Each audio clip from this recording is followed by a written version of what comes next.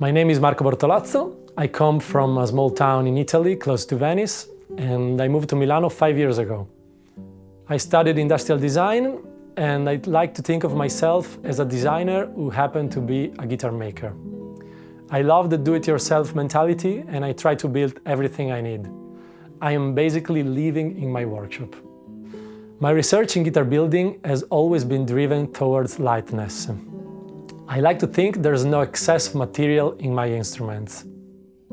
The body resonance is very important to me, and I strive to place the resonance exactly when I want it. To measure the frequencies of the body, I use a microphone with a software to read precisely what I'm doing. Years ago, I started adding a little wooden ring that acts as a tornavos to help me lower down the resonance of the guitar.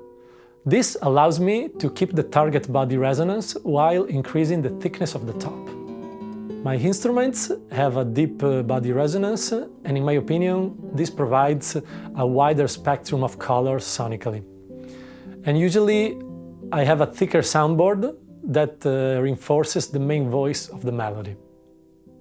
I am currently working on a new neck joint. I love the approach of the Spanish construction, where the neck is fixed into the body. But I find it better to build a body and a neck separate from one another.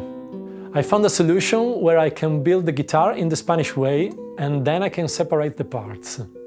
When everything is ready, I glue the neck to the body.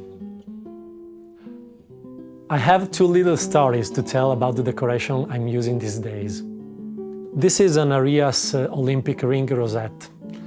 I remember the first day I met my mentor, Dario Pontigi. He showed me a book with a lot of guitars from the old masters. And I remember seeing a picture of this original design. Dario told me that it was a very challenging task to do. I was already thinking, one day I am going to make it.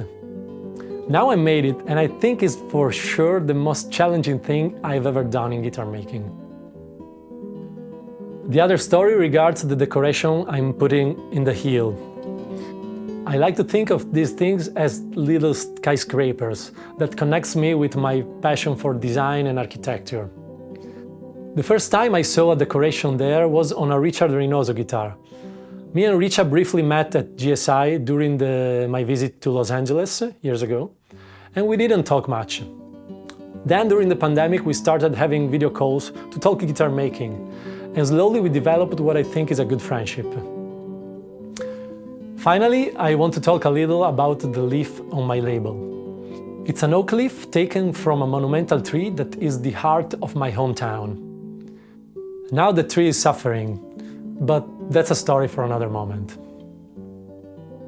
I'm thankful to Dario and GSI for this opportunity. I think it's beautiful what they are doing to support young players and makers.